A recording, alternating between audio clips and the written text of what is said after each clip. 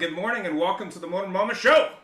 And as we said, our sponsors are the reason that we're here, so we thank them even though it takes a few minutes.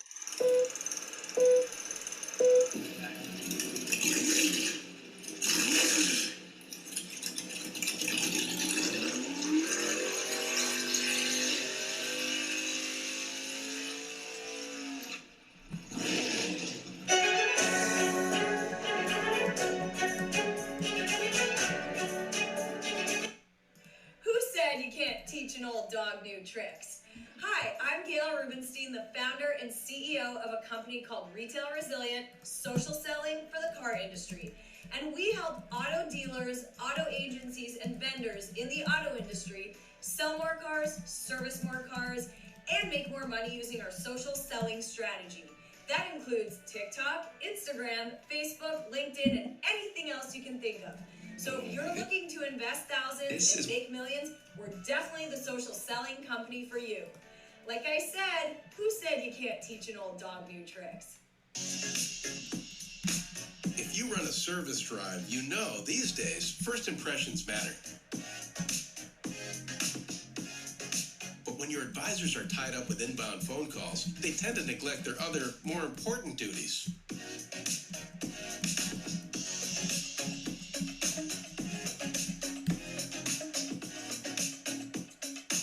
And did you know 75% of all service calls are frequently asked questions and routine requests? Still, the average dealer misses up to 30% of inbound calls, adding up to a ton of missed service opportunity and increased customer churn. 68% of callers actually go elsewhere if they can't get through, which means you could be losing $60,000 to $70,000 every month in service revenue simply from missing calls. So who will pick up? Introducing Brooke. Hi there. Your best service scheduling assistant. Brooke is the first intelligent digital voice assistant to answer, handle, and appoint all of your inbound service calls. Hiring Brooke means absolutely no call goes unanswered, boosting your customer satisfaction and reducing your overhead costs. And talking to Brooke is like talking to a friend with human-level understanding and a friendly conversational voice. Her conversational intelligence is built on millions of actual service industry conversations, making her the easiest onboard you'll ever have. She can handle any volume of calls and follows your policies every step of the way, 24/7. That means even when the lights are off, Brooke is always on. And I can do it without missing a beat. You really do check all the boxes. Book with Brooke today. Visit Brooke.ai or call 866-942-1236. Finally, the perfect match. See that light above the bathroom door over there? That's a big time saver for our technicians and other recon staff. The light goes on when the bathroom is occupied. Now techs keep working until the light goes out. Then they know for sure the room is empty. And when they're busy there, they're also catching up on the news. And no, the sponsor isn't Restrooms Are Us. No. I post these where they can't be missed. Too often, the search for the right product burns valuable time. This inexpensive detailer's cart organizes supplies. Now techs lay their hands on what they need without delay. We got these time savers from Rapid Recon, the reconditioning software company that's always defining better reconditioning solutions for dealerships like yours. When the goal is to get cars through recon in 72 hours or less, every step, every minute, every better decision made helps towards that goal. For more recon efficiency ideas like these, talk to the recon experts at rapidrecon.com.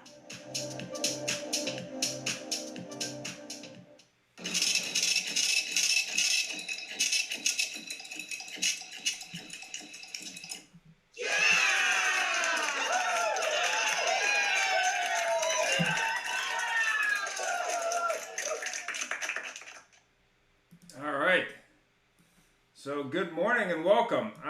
The slide deck this morning is a little bit different just because the show is a little bit different than our normal shows. So to start the show off, Jeff, maybe you can talk a little bit about this article, which the link's on the bottom, and I'll put it in the chat as well. Actually, I've got it right here all set to come up in just a second. I was searching around for some information about the topic. And I came up with this blog post about women in the industry, the automotive industry, and performance and everything else. And it's quite interesting. And our guests here certainly know this one way better than I do. But the statistics are quite interesting. This is a great read, and definitely something that's worth taking a very good look at. And just to cite a few examples, this is just a few metrics from the article. So talking about USA Today, American market by manufacturer, gender pay gap by manufacturer, and then women employment in automotive industry by seniority level. These are all pretty current metrics. And we were talking earlier about Indy W, which is a new women's series, which I believe is Miami this week. I think they were doing some racing, but that's just a picture from some of the racers from the Women's Racing League. And actually, there's a little blog here, not a blog, but a video which I just posted a link to about the race, and which is very interesting because the winner of this race is actually a very serious Formula car racing. It's called Formula W, as Ian just said. Unfortunately, there's no ladies racing in Formula One yet, but this is a step forward. And the race in Miami was a support race for the Formula One. And interestingly enough, I read somewhere that the winner of the race, the owner of the car, was oh my gosh, Caitlyn Jenner. And so that's quite interesting that it's starting to become a big deal. And I think you'll see that jump in prominence now that it's hitting the States. And because anything in Europe, there's hundreds of series in Europe that nobody over in North America knows about. So definitely worth looking at. Try to pick a few books. There's lots. There were some really interesting books that I was unaware of, but driven by Rosemary Smith, Pioneer Women for Motorsport, Eddie Jordan, Formula One legend, I think is a writer. Ladies, Start Your Engines, Women Writers on Cars and the Road, edited by Eleanor Nayland, I believe. And then, of course, Kathy Droz is one of our guests today. That's her book, one of her books, I guess, The Woman's Guide to Buying a Car, with her signature red shoes that we see behind her there. Thanks for coming on. And then, Jeff, go with our disclaimer. Well, our disclaimer, of course, is that the viewpoints and the statements made today are those of our guests and not necessarily the AutoHub show or Jeff Polery and Nethercott. And we do apologize if anybody does say anything, but we do try to make sure that they keep it polite. And the show topic today is the Motor Momma show. So let's get into it, Jeff. 1 second. Moving over. Go ahead. Well, thank you, everybody. Ladies, thank you for joining us. It's a great show, an incredible topic. And not just because it's the thing, but it really is. And I mean, we have some great people on here that certainly understand this. First of all, we have Becky Chernick of Chernick Consulting in Oak Ridge, North Carolina. Becky, please introduce yourself and tell us a bit more. Well, thank you for the introduction. I appreciate going first. Hey. So, yeah, I've been in the automotive industry my entire life. You could say my dad was a car dealer. So, okay. So I grew up in the car business and earned my wings through my dad. He ran a Cadillac and Pontiac store and then later went on to be a dealer in Havertide, Maryland. I left though and went back to school, and because I'm from Maryland, Baltimore, went back to school and then realized Towson State, and then realized about a year or 2 years into it, I really wanted to make a buck or two. And so I decided to knock on Alpaca, Lincoln, and Mercury's door in Baltimore, Maryland. And I say, hey guys, hire me to sell cars. Well, I'm going to tell you something. Back then, it wasn't something that was really accepted at that time that females could sell cars and be successful doing it. In fact, my father frowned on it. He did not believe and didn't want me to have anything to do with being in the car business. In fact, he wanted me to be a TV reporter. Go figure. He loved Barbara Walters. But anyway, so I ended up proving my dad wrong, and I decided this is where I'm going. This is where I can make a greater impact in my career. And frankly, yeah, you know, you meet some resistance along the way. And Some people don't feel as if that you can make it happen, but I certainly proved that I had the car gene in my blood, and I didn't take freaking no for an answer from anybody. I'll tell you right now, here's the thing. A lot of times people tell you all kinds of stuff that you can't do this or that or the other. And the more they tell me this is when I drive it home even more.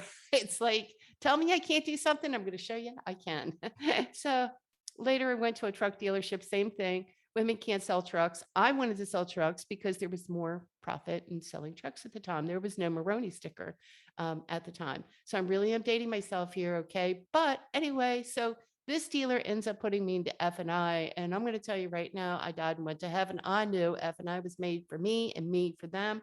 I got married to F&I and I took it by storm. I was so happy about the opportunity to do this. And so later become a director of finance. And boy, you think I didn't have a head this big. I had an ego like there was no tomorrow. I was it.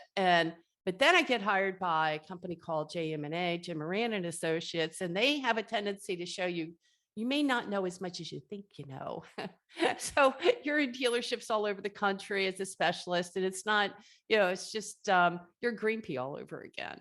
So, but it was a great experience. And then it moved me into a different level. And I had a chance to really kind of see doing what, where. And my career in automotive retail took off, and I founded my own company, Turning Consulting, after being in the AutoNation mega stores. And again, not looking back. So thank you very much. It's a pleasure to be here. Thank you so much for joining us. It's very interesting. You said women can't sell cars. Some of the most powerful salespeople I've ever had were lady salespeople. And it's just like in the video, women can't sell trucks, women can't drive trucks, and women can't drive pickup trucks. And she sure showed them.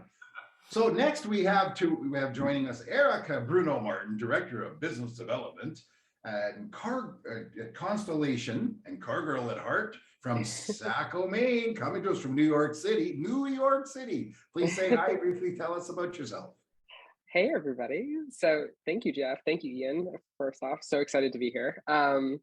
Yeah, so I also grew up in the automotive industry. My grandfather at one point in time had 17 different franchises around Mass and Rhode Island. I would always go to the dealerships with him. And one day I asked him, I said, Papa, can I get a My Little Pony? And he goes, yeah, but you got to earn it. And I said, great, what do I have to do? He goes, you're going to clean my office. And I was like, okay. So I cleaned his office. I scrubbed it, got $5. And I was like, wait, hold on. I did something. I got money for it. And now I can go get what I want. And he was like, yeah, that's how it works. And I'm like, all right, sign me up. What else do I have to clean? What else do I have to do? And I was hooked ever since. I've done everything in a dealership from washing cars to selling cars, including service and parts, PDC, accounting, office work. Went off to college.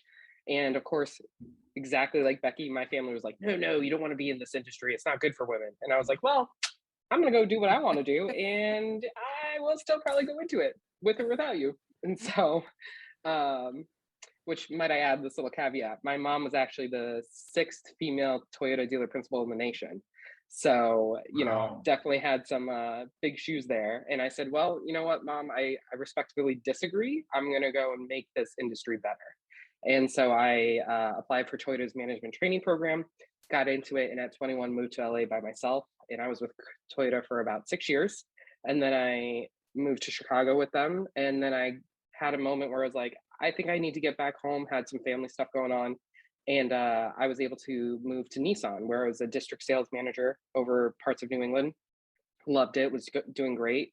And then had this little tech company at the time come and approach me and said, hey, we love your background. We think you'd be great. And I was like, I've never heard of you guys. Like, why would I want to go join a tech company? And they were like, we predict who's ready to buy a car, when they're ready to buy a car, and why. And I was like, ooh, now you got me. So I was with Automotive Mastermind for almost 4 years. Pandemic happened. And then I ended up at Volvo. I was a market manager for Volvo for about a year. And now I've been at Constellation for about 4 months. I absolutely love it. We are a marketing technology company. And our biggest area that we work with, because we work with a bunch of different industries, is automotive. So I was brought in because of my automotive background to help grow that vertical even further. So I'm just passionate about helping women advance in really mentoring women in the automotive industry because we need more of us. So, yeah. Thank you. Absolutely. That's terrific. Wow, I'm like going, whoa, what resumes we have here. Speaking of resumes, we have Pamela Pearson, who's the Director of Operations for Centez Auto Group, the member of honor of the Kelowna Chamber of Commerce, etc. in Penticton, British Columbia, Canada, the Phoenix of the North. Pam, please say hello and tell us a bit about yourself. Good morning, everyone. Just to clarify, we previously had dealerships in Penticton that we have divested at this point. So we're mostly in Kelowna, but also in Vernon, BC. And unlike these other lovely ladies, I did not grow up in automotive, although I had brothers who liked working on cars and things like that. I went to school to be a teacher and moved to Kelowna from a tiny town in the Kootenays called Glade, and decided that the plan was to move back to the Kootenays. But once I moved to Kelowna, I decided that this is where I wanted to stay.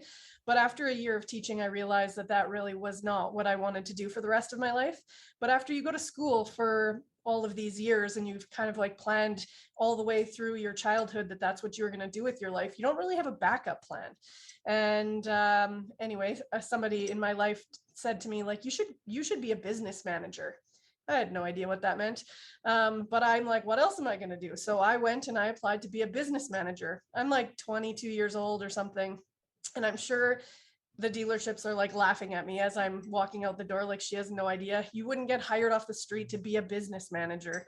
So thankfully, Kelowna Mercedes-Benz decided to take a chance on me, and I worked in sales for about 6 weeks, sold 12 cars, and realized that also was not for me. There wasn't enough action. It was probably because I had just started, so you don't have a whole portfolio of customers that are coming in to see you, but I just knew that wasn't right either. And so feeling pretty down on myself because I just quit teaching because that wasn't for me, and now I'm quitting sales because that wasn't for me. The owner of the company basically said, I think you should give it a longer shot than 6 weeks, but if you really have decided that this isn't it, then we've actually just purchased 2 stores in Penticton, and we need to bring them under our Centis umbrella, which we didn't even really know what that meant at the time because being an auto group was fairly new at the time. So I went down and I didn't have these dreams of, being in the car industry or anything like that, but I just have always been the hardest worker in the room. Whatever needs to happen, I am there for it. And, give me things that I have no idea how to do. I don't know if any of you guys have tried to deal with co-op advertising through the manufacturers. It's not always the most straightforward thing to do. There's like a stack of papers that I had to try to go through and figure out. And just over time, I just said yes to everything. Sure, no problem. Sure, no problem. Then you get to the point where you can't do it all because you have said yes to too many things. And I just saw that the industry needed to be better, and that there's a lot of bad kind of like stigma attached. And I just knew that the company that I was working for didn't have those like limits for women, or the old boys club, or the just super unprofessional kind of atmosphere. That just wasn't how this company ran. And so it really allowed me to pour my heart and soul into just making this the best possible place to work that it could be. And so I now have a team of people. We're the operations team, so we deal with everything from HR to facility maintenance, IT, events, all sorts of things. And our goal really is just to be different, be better, and make it a great place to work. And so my team we have 6 right now, ladies on my operations team, and not a single one of them thought that they would ever find themselves in automotive. And I find it so exciting that here they are. I'm celebrating my 14th year this month, and I'm excited to bring them along with me. And so we're taking the opportunity to go out into the schools and trades programs and all sorts of things to like shout from the mountaintops what a great career automotive is men and ladies alike. It was International Women's Day, February 5th, I think it was.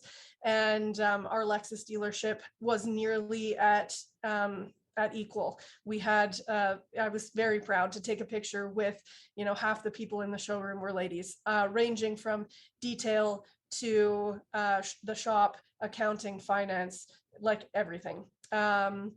So anyway, just really proud to be a part of this industry, working every day to make it a little bit better for all of us, and happy to be here today with all of you. Great, thank you so much. And last but way not least, joining us from the real Phoenix is Kathy Droz, who is, speaking of resumes, the founder and CEO of Her Certified, I hope it isn't HER, co-founder of the Women's 360, I think it's network, co-producer and co-host of the radio show, an author of A Woman's Guide to Buying a Car with Street Smarts. Kathy, please say hello. Thank you. Hello. Thank you again. It's a pleasure to be here.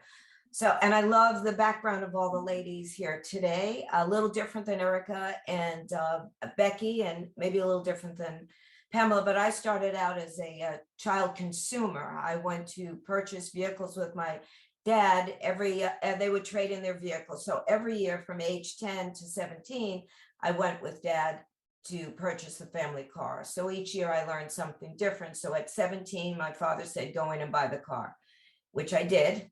And the surprise for the salesperson was not that I was a woman, but that I was so young. I mean, dad had to sign the check, obviously.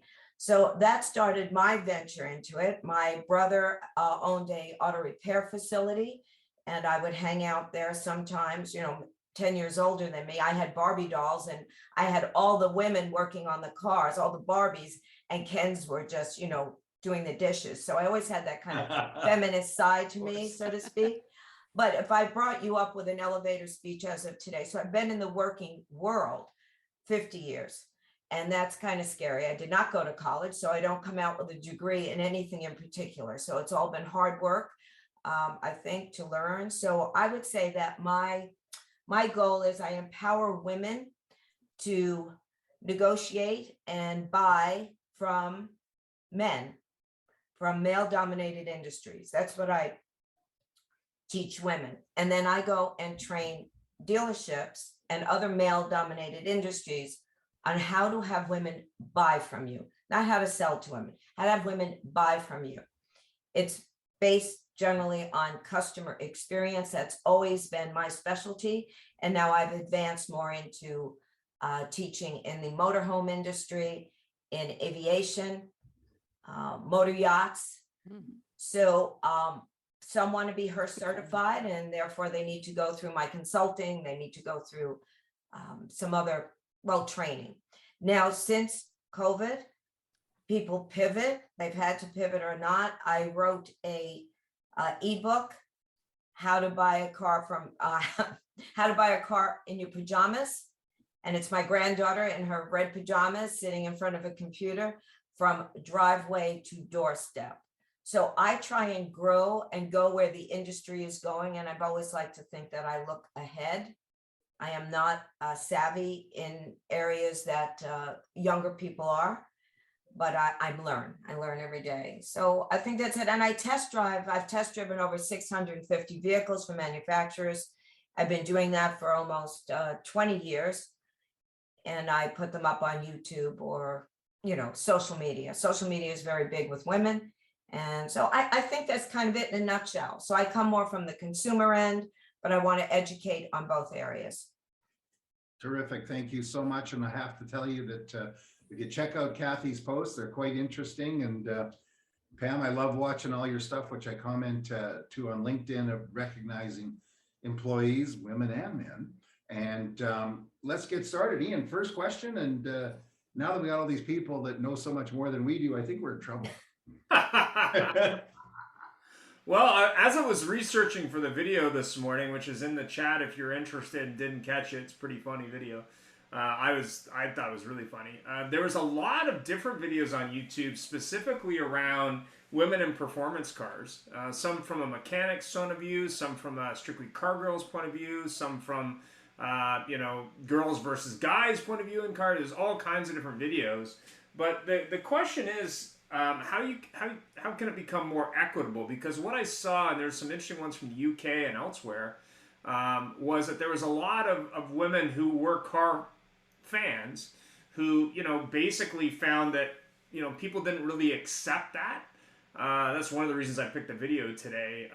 Was A, it was funny, but B, it was like, well, the perception of women in cars obviously has to change, because there's just as many, probably equal number, I would think, if not more, women that are car fans as men. Even though men may understand cars from a young age, being upbringing a little bit more in some cases. How do you think we can make it more of a equitable thing, I guess, is the question. So let's start with Erica. So I think that is a great question. I think to become more equitable, I would encourage, whether it's men, women, anyone that is more senior than maybe someone who's new to a company or new to the industry, teach them, mentor them. When I entered the industry, it was almost like a game, like that the boys got a chance to, pass around your cards to people and see how many you can collect and this and that. Whereas the girls, it was like, just put your head down and work hard. Okay, well, why aren't the boys getting that same advice? And what I would find is that the boys would get invited to drinks, would get invited to, secret meetings and this and that. And it got to the point where it was like, look, like, I just want to learn. I'm not saying that I know everything. I think I've learned a lot as I grew up, and I observed, and I was always a quiet kid and would always just sit and listen, but they wouldn't take me seriously. And I have a great example actually of a service manager when I first became a service and parts rep. And he was like, I need you to cover this engine. And I was like, well, what happened to it? He's like, it blew up.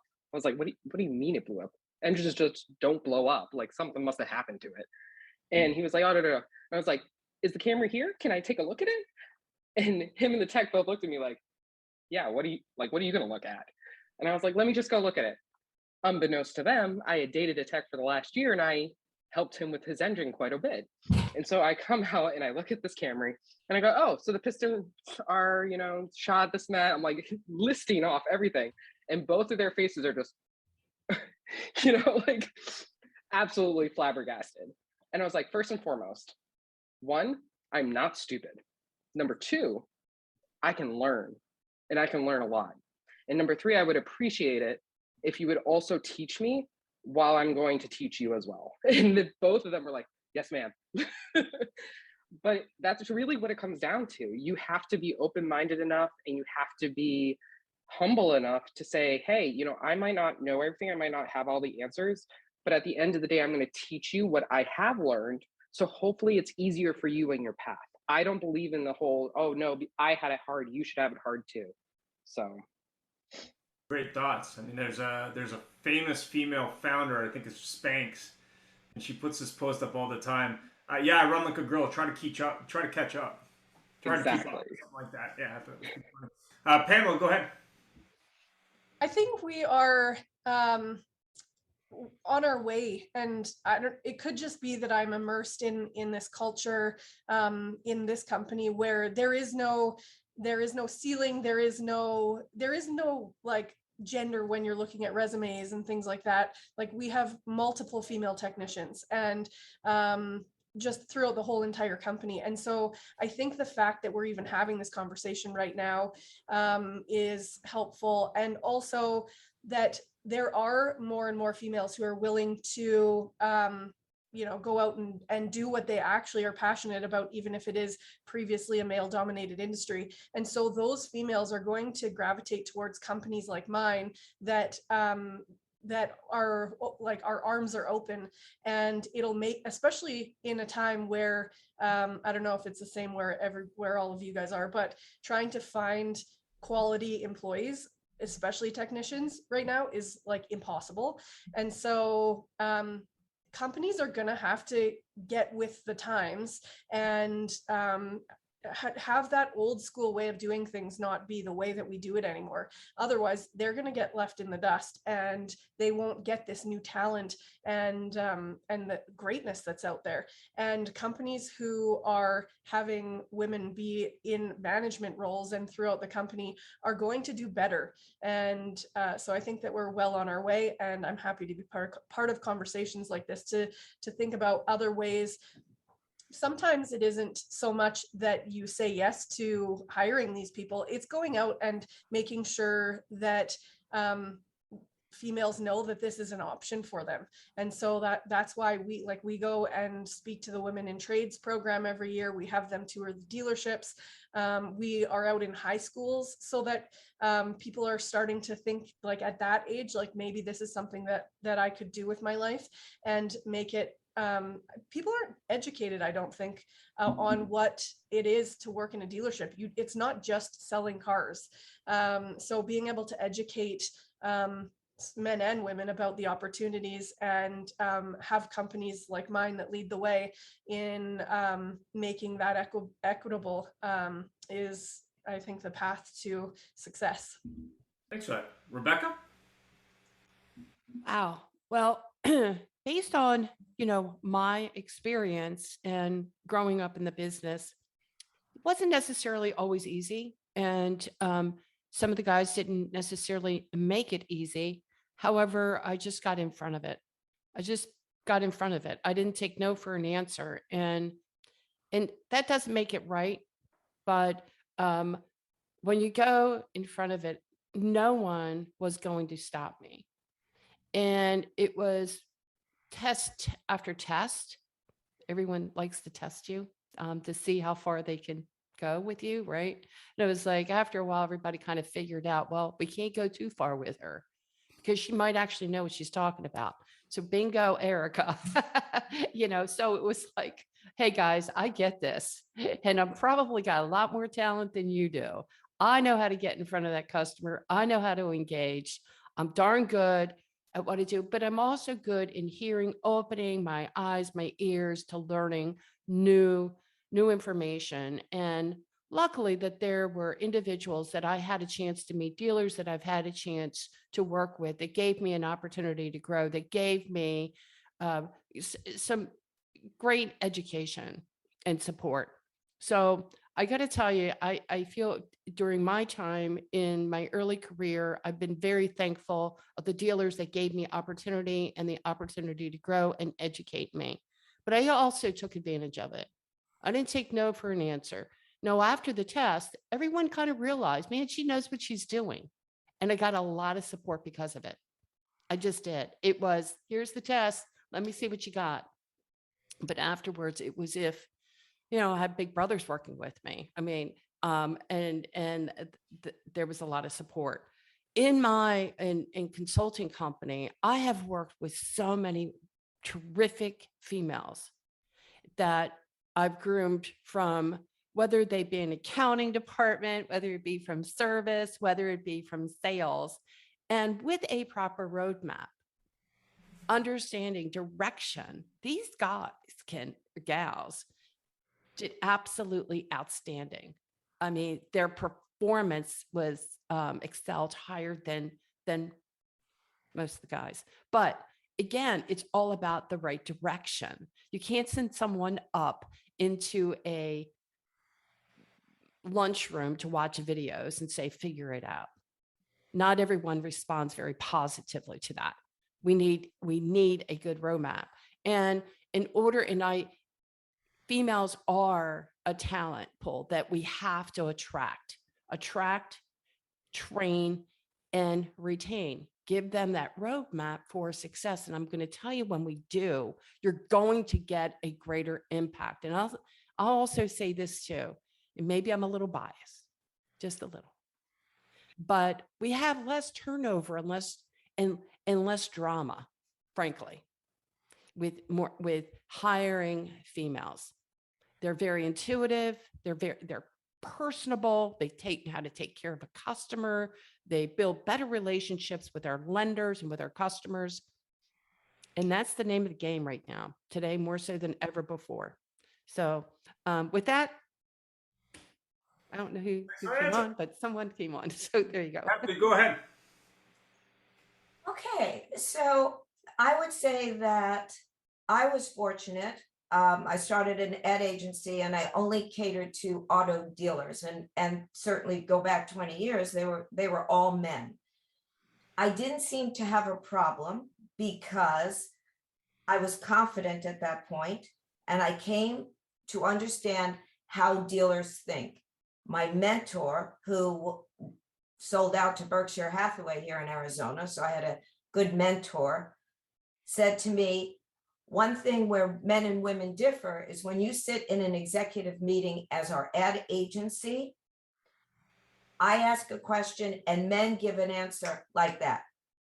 Women go on. And he started with me and said, I don't care what color the balloons are on Thursday. Tell me how that's my bottom line and let me. And so I learned very quickly that's what they wanted.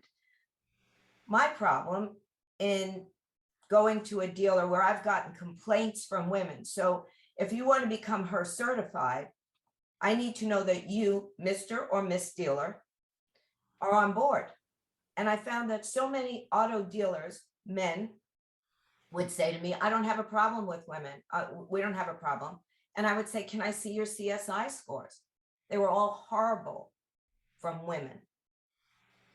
Porsche, the manufacturer, asked me to put together the difference. Why, when a man and a woman would go into a Porsche store, buy the same vehicle, pay the same amount of money, have the same salesperson, same time of day, and they both walk out happy. He said, so Kathy, I'll give you a week. Please get back to me. I want to know why the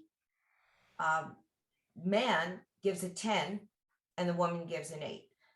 And I said, you don't have to call me back in a week. I'll tell you now.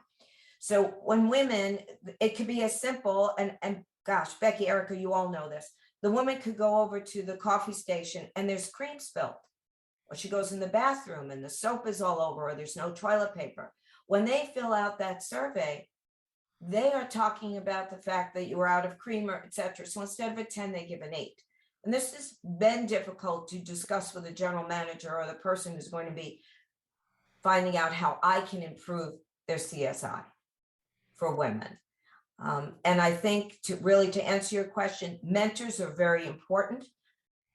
25 years ago, if a man wanted to mentor a woman, it didn't always mean he really was looking out for her best interest. So there weren't a lot of female mentors at that time. I'd like to think that I am now for women, but I have never had a problem with men in authority, because I come across, I definitely know what I'm talking about.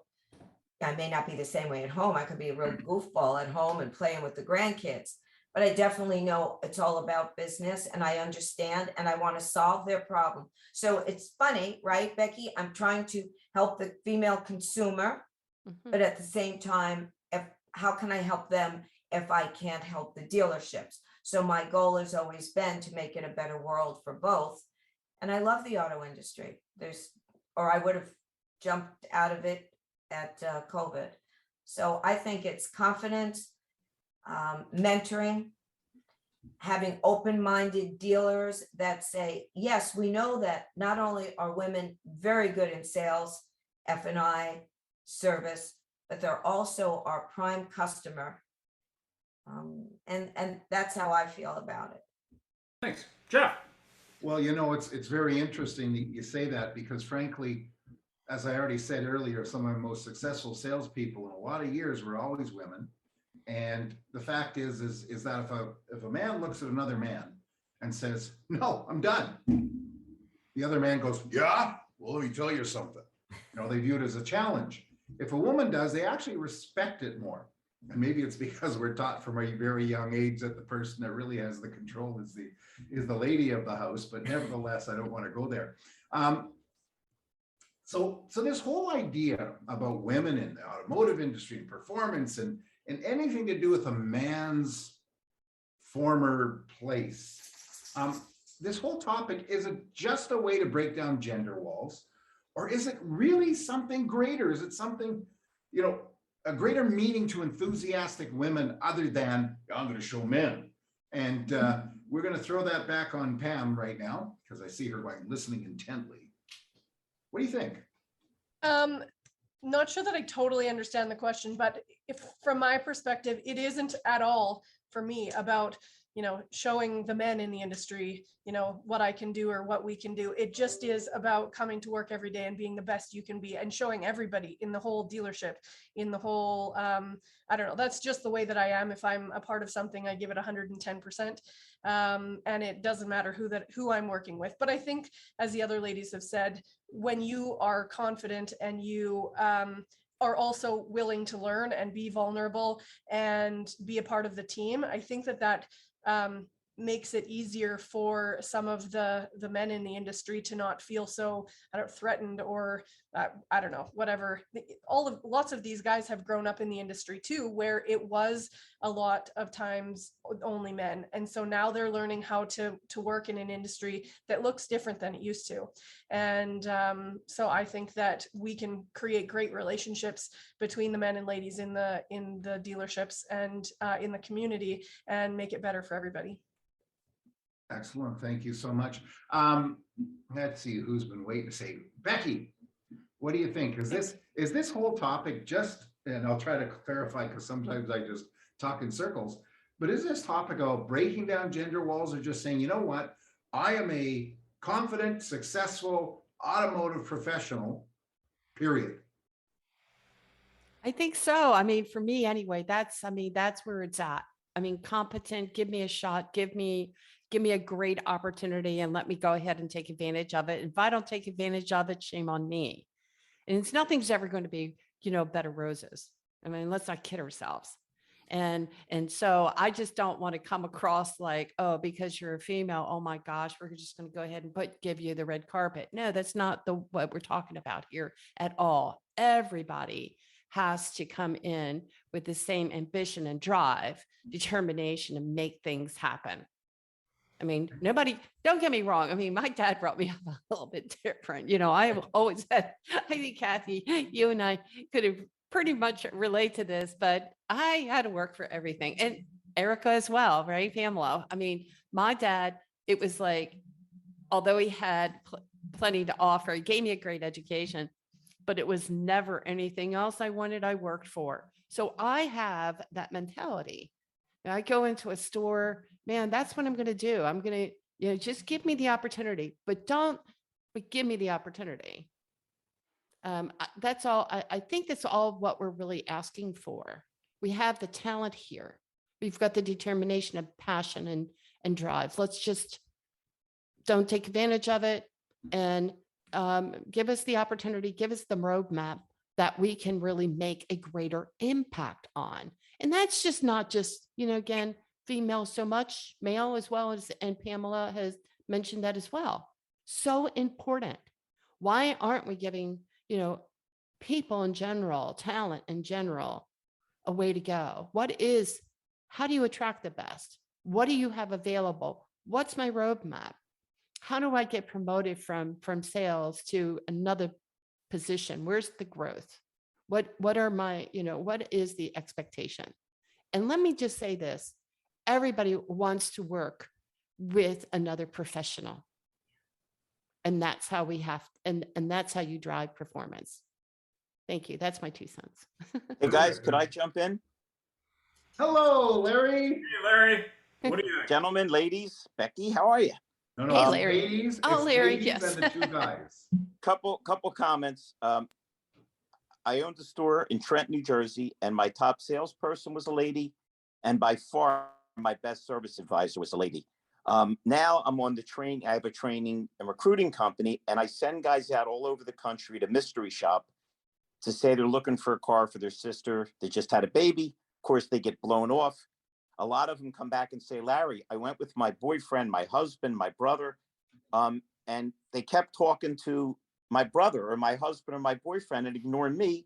Even after these dopes said she would say the car's for me, and the guy would even say, I say it all the time, Bruce Springsteen is a liar. He says he's the boss. He ain't the boss. It's Mrs. Springsteen. Women listen better. They build rapport better. They work harder. Could you imagine, ladies, if men had to have babies, the human race would have ended a long time ago. It'd be dinosaurs. So, to me, no disrespect, the whole conversation is moot. Women are better than men. They listen better. They build rapport better. And if guys feel threatened, Becky, that's on them. The hell with them. My father, I always Exactly. quote it. My father had it right. God bless those that wish me well. All the rest can go to hell. You can't waste time. I'm glad all you ladies are on. Maybe you can straighten out Ian and Jeff. They've been a little lackluster lately. I don't want to say anything. Oh my God. Well, I have to address the elephant in the room. Hello, elephant. We, of course, our whole thing about our show is allowing our guests to take the front stage and to be the highlight. And we only let Larry join in for the comedic relief. No, I'm just kidding. We love Larry. Jeff, maybe that brings up a point. When we first did our first Women in Auto show, and this has been over 2 years ago, I remember putting together that show, and everyone said, it's a bad idea. Don't do this. It's a bad idea. You shouldn't do it. And the thing that was funny about it now looking back is not only are they some of our most popular shows, they're some of the most entertaining shows because of the dynamicness, I guess, new word I quoted, of the guests. And the thing that was funny was it was surprising how much like don't do it we got. It just surprised me. But go ahead, Jeff. Well, yeah, you know what? There is that there's that lobby of people and men and women that just say, no, you shouldn't be addressing this. And I've had some people saying, why am I talking about this again? Well, and none of you ladies, I'm talking people I reached out to too. But, the thing is it is a topic. It is a fact.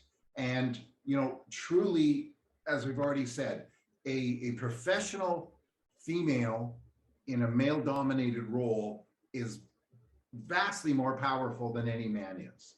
And it's got nothing to do with your mother or anything else. It's just got to do with the fact that a woman will focus on what's being done and will deal with the matter at hand. And, whereas frankly, men will drift off to something else. I call it squirrel. But Kathy, I'm gonna adapt the question I'd asked everybody else. Because you are HER certified, that's your brand. Why is it, do you think, that a dealer places an ad somewhere looking for staff, not support staff, not reception, not traditional female roles in a car dealership? Why is it they're not getting more female responses to this? How can they do this better? In my humble opinion, I believe that the ads are not written properly that would entice a female to make them feel that this is the right business for them. And I've also found, and please, Pamela, understand, I know you with a large automotive group, but I am finding more and more automotive dealerships, and I don't know, Larry, if this involves you, are being picked up by large automotive groups. So you're single, I see that with Berkshire Hathaway here. I see that with Auto Nation. Decisions are being made at a corporate level that sometimes doesn't have necessarily a grasp on the real world. And I find that when someone from Berkshire Hathaway, and here's a good example, I think. During COVID, I received phone calls from 3 separate women, said, I will never buy, and I won't name them, I will not buy from that Toyota dealership. And I'm like, okay, calm down. What was the issue? The issue is I walked in there, no one was wearing a mask. And this was probably in April or May. And I said, well, did you say anything? Did you go up to the receptionist and say anything? No. I just will never buy. I told all my friends. That's women. A man has a bad experience. Oh, well. Woman has one. She tells 9 women. Before you know it, you've got the whole thing going. So I called the dealership because they're her certified. So already I'm thinking it reflects on me. And he said, oh, I didn't know that was a problem. No one has said anything. So he said, okay, I'm going to order masks tonight, Kathy. And I'm going to have, and I said, good, put your name on the mask so you have a walking marketing brand, etc. Why didn't someone at corporate mention it to their people? So I find that having all of this large dealership, they really don't know what's going on. And I did want to bring back to you, especially Larry, when you asked that other question, I have found in training now, it's a much younger generation of sales staff. Becky, I don't know if you see that too, etc. They're more open to women being their equals than the older generation, than my generation, where you had to say to them, you know, I know what I'm talking about, yada, yada. Now it's, I will be training and I see the young folks are fantastic. I'll say to them, hey, shut your phone off unless you're, you know, expecting a baby or mom needs you to food shop. You know, you have to entertain this younger generation with social media, but they're more open to working with women as a team, I find, than someone your age, Ian. Hey, That's Kathy. supposed to be funny. Are you paying attention? Yes. Translation old. I couldn't agree with you more.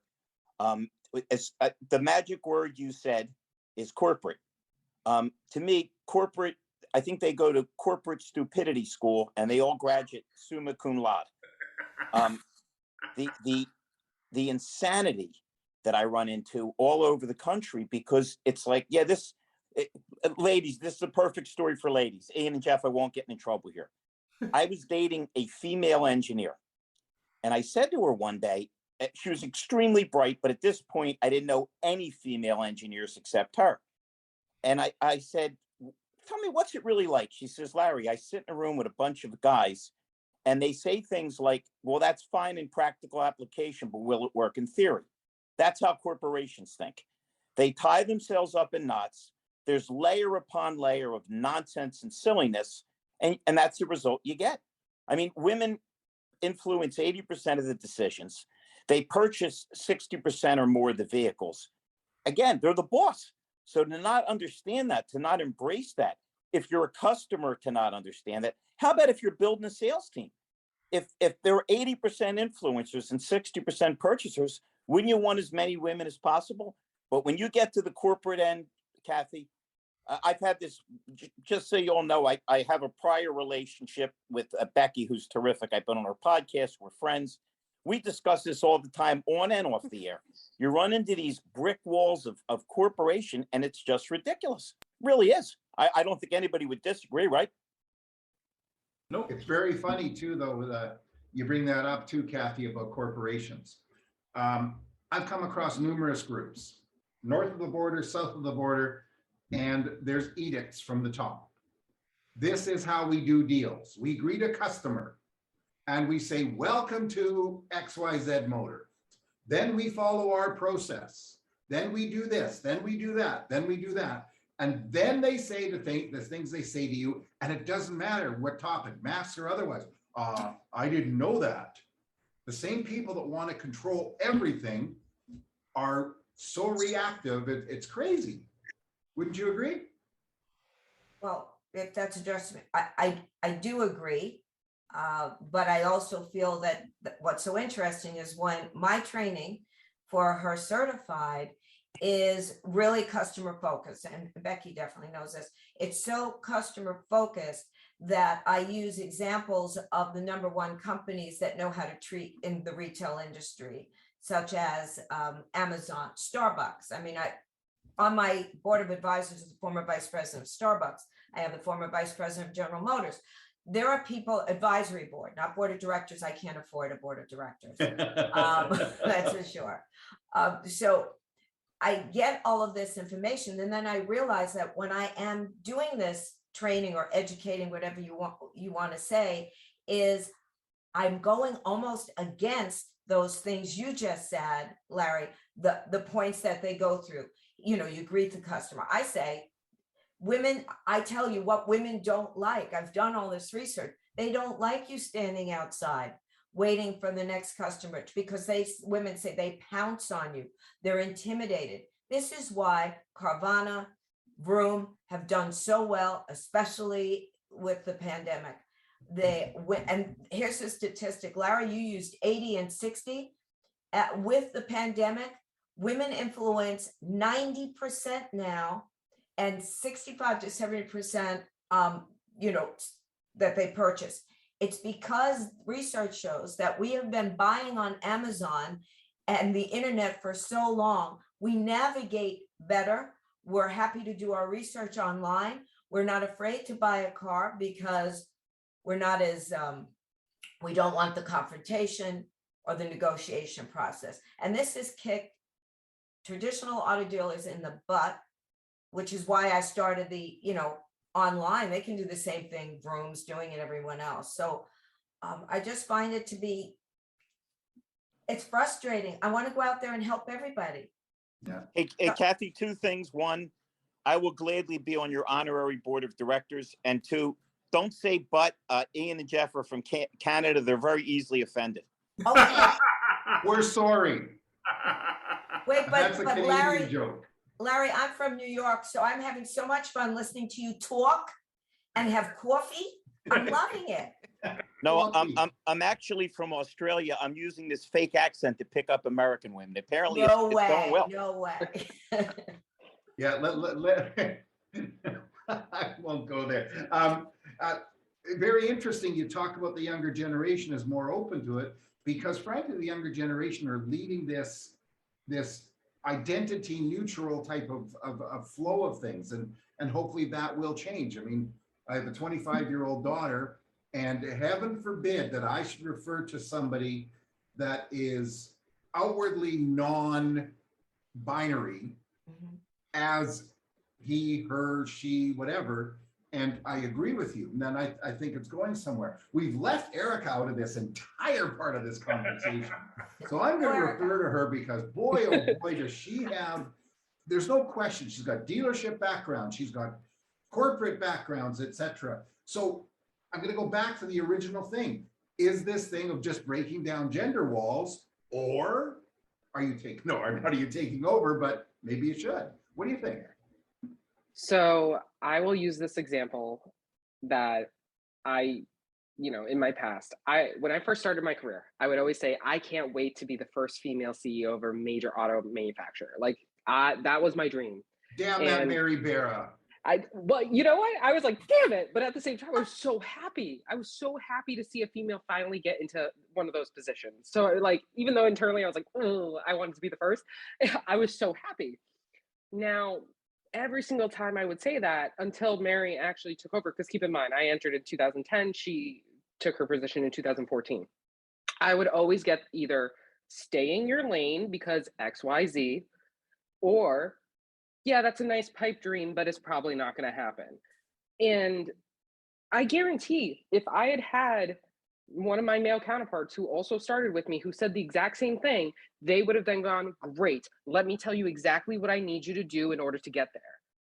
It was not the same. So it's not, oh, I want to be included. It's about equity. Are you going to give me the right type of podium or right type of step up for me to actually be able to get there? And are you going to take me seriously and respect me? And let me just say, stay in your lane is probably one of my most hated phrases in business, because it basically says, I don't respect you and I'm not going to teach you anything that I know. And one of my really good friends, keep in mind, this is now 13, almost 14 years ago now. One of my very good friends had that happen last week, and steam coming out of my ears, because I was like, that is BS. This is like, I went off because I was so angry that in this day and age, this brilliant woman who is rocking at what she does, and she works at a dealership, being told that in today's time and day. And that's the type of stuff that I know I'm actively trying to work on, because it's not just women in general, it's women of color. Black women only have about 6% of manager roles across all of automotive. It doesn't mean just OEM, performance, etc. And then when you look at Asian and Latina women, it's even less. And that's the thing that, because like I'm Italian and Portuguese, you would have never found a Portuguese woman in any type of leadership position ever. And God forbid I spoke Portuguese, they would have been like, oh, I don't know about that years ago. And so that's the type of stuff that when I'm with my best friend who's Venezuelan, and she goes, Erica, I don't see people like me buying cars like that, aka one of the companies I was formerly at, that's because they're not speaking to them. And that's one thing that for me, like being at Constellation now, we really pride ourselves, we're minority owned. Our co-founder is Diana Lee, who is brilliant. And she said, hey, I really think there is a opportunity for multicultural marketing. So, marketing to someone's native language. And I've been having a lot of conversations with dealers being like, especially even hiring right now, are you marketing to someone's native language? Like, what do your demographics look like? Because just because someone speaks Cantonese doesn't mean they can't do the job. Or someone speaks Spanish doesn't mean they can't do the job. And would you not hire them because of it? Oh, no, of course I wouldn't. Then why are you excluding them?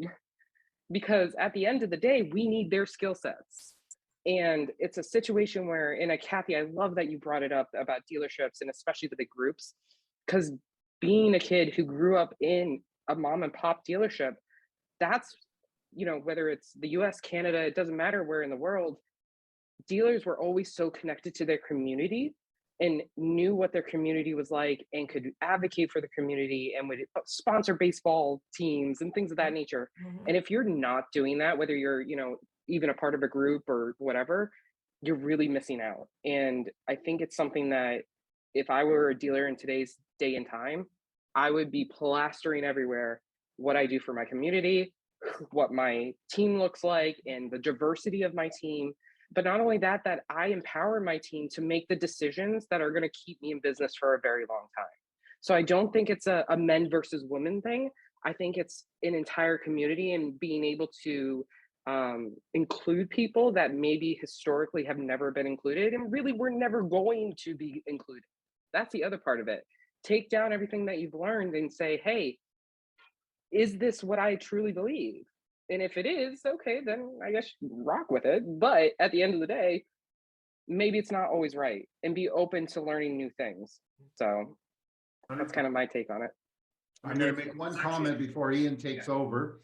So really the person who had the best idea possible was Chopper back in Vegas in the late 90s. He had the Blue Genie, and the Blue Genie is the one that should be selling to everybody. Yep. Ian, please. Yep. Interesting. There's first of all, we happen to live in a city that's very multicultural, as is Canada in general. But I worked at a dealership for years that 60 to 70% of the customers were of Asian descent of one type or another, and we had a vast majority of languages being spoken. But I agree with you that when you look at the marketing piece, there's actually a dealer in Washington State. The dealer comes on and he talks about, listen, I'll do what it takes to make the customer happy. But I think what he's missing there is, not really talking about the community. Mm-hmm. He's talking about customers in general. And, I think that's where the mistake happens is I think every place, no matter where it is in the world, is becoming more multicultural. You need staff that speaks those languages, but more importantly, you need to promote it instead of an About Us page where it's nothing or maybe a couple pages. Yeah. That's honestly one of my biggest pet peeves is the About Us where it has nothing and no pictures and no nothing. Because I'm like, people want to do business with people that they like, and people want to do business with people that they identify with. And if I don't feel that, I'm not giving you my business. Yeah. Plain and simple. Yeah. And it's very funny. I have to comment that all we have to do is think back a little bit. I joined a Ford store back, I don't want to admit when, but in the late 90s. And actually, earlier than that, but it shocked the heck out of me because the truck salespeople, guys, were all wearing jeans and boots. And the fact is, all the dealer has to do, all anybody has to do is say, okay, who's my customer? And at that time, trucks were guys from a suburban or rural background. So they catered to them. Sorry, Ian. Yeah. And since it's the time, we have one final question. Words of wisdom for our audience. So let's start with Kathy. Words of wisdom for the audience. Let's not put people in a category per se, but I think my final is that I think we need in the school system to start letting women, girls know. Gen Z is my focus right now. So I have my granddaughters doing reviews with me so that they learn to either love it or hate it. It doesn't matter. But that is the next generation because everything I believe is going to be ordered online. But I want to say that I like men. Okay, just so you know, so that's not an issue here. And if they have a New Jersey accent, all the better, Larry. Kathy, I will be on the dating app soon. Let's just stick to business now. Hey, Okay. wait a minute. Let me tell you something here. You know, you folks you've got us come along a little bit better than that. You know, making fun of people from the East Coast, it doesn't really reflect equity. Erica, you and I will talk after the show about this. I was just gonna say, I mean, my grandmother's from Boston, so I mean, like, if I was talking about the Red Sox right now, it would all be out there. So let me just tell you. And it always I like comes back when you're mad. Go ahead. Words of wisdom, Erica? I would mainly say, don't stop being yourself. You know, the minute you find your voice is the minute you find your power. And there's going to be people who want to silence you, who want you to not push the boundaries, but learn. There's nothing wrong with saying, I want to learn, I want to advance myself, and I want to become something. And you'll find your people along your path. And if you're not finding your people, find a different path. That's what I've done. And it's been one of the best things I've ever done. So, Pamela? Two quick comments. First is that I think I was on that first Women in Automotive call when COVID started, and I'm still very connected with the other three ladies who were on that call, and so I'm grateful to have been a part of that. But my words of wisdom is like for individuals, but also for companies and dealers, don't do things the way you've always done them because that's the way you've always done them. Like, look around and be a bit more forward thinking and change things up. Take some new people under your wing and let the new perspectives be part of the way that your company goes forward. That's what we try to do every single day. How can we make this better for our employees and our customers? And yeah, that's all for me. Fantastic.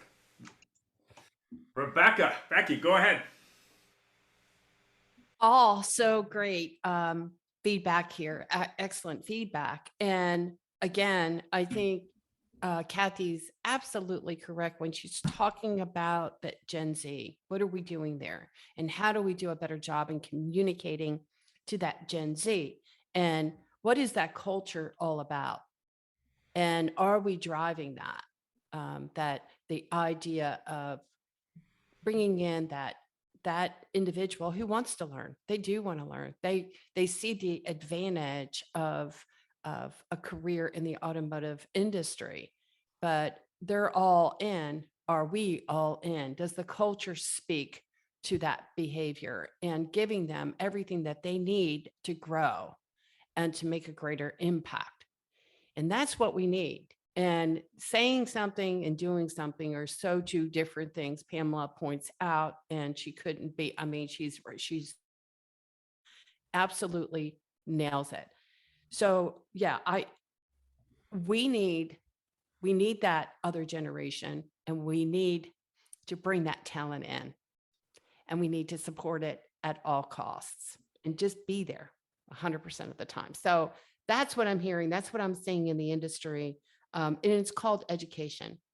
You know, one of the things that I adore about Canada, and I've also trained in Canada, I've had workshops facilitated in Canada. I love you guys, man. You guys really appreciate, I'm just telling you the truth. You guys really appreciate education. I mean, I facilitate a workshop and these people are showing up at 7:00 in the morning. I'm like, are you kidding me? They're like, I can't wait to get started. I would like to see some of that as well here in the States. And we need to drive education training. So everyone's been talking lately where dealers are making more profit than ever before. I mean, they are. I mean, at the historical levels.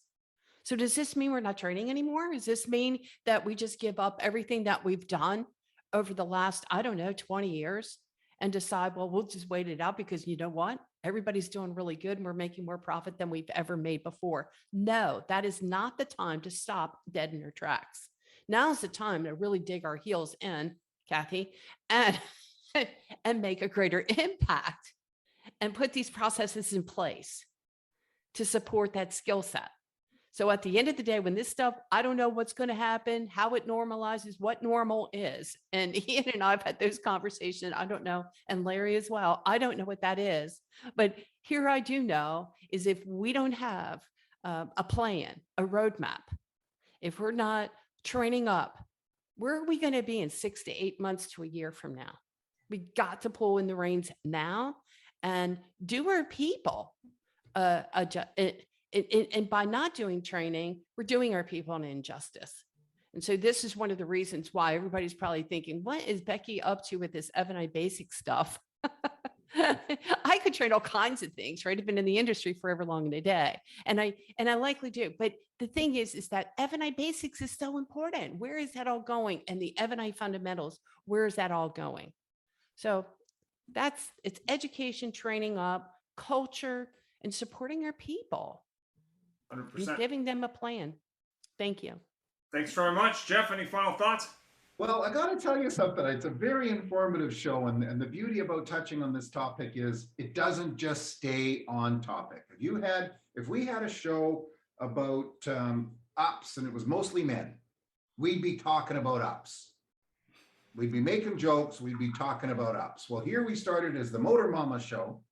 And it came out that we're talking about all sorts of stuff from women to ethnic backgrounds to everything else. There's two takes that I took out of this show. Very important. One, there's a reckoning day coming. And it's not just to do with like Becky just said about dealers making huge profits and the fact that one day, all of a sudden, they're going to start going, oh my God, what hit me? Because they're still doing things the way they did when somebody called up and said, hey, do you have a Micra in stock? I do. Great, I'll take it. It's going to have to be, why would I buy a Micra? You don't have Nissan anymore, do you, Pam? Oh, you have Nissan, okay. So why would I buy a Micra when a Yaris is a better car, blah, blah, blah, and you got to give them away and goes a $3,000 gross on an entry-level car. The other reckoning is going to be the fact that you're dealing with people that don't care if you're man or woman, your background, whatever. They care that they can understand you. May that come in a different language, but in a language you can understand. And frankly, even if it's in English, we've always talked about language, body language, the actual what you say. You know, like the young lady in the video before said, can I help you? Well, I got to tell you something. I mentioned earlier about Jackie B. Cooper, who said, you can't say, can I help you? But ladies, thank you so much. I really enjoyed everything I had to say. And I was glued to every word except when Ian was sending me bad texts. So thank you very much. Ian? Thanks very much. Have a great show. Have a great week and appreciate the thoughts. And thanks for taking the time. And thanks, Larry. Bye-bye now. Thank you. Thank Bye-bye. you. Thank you.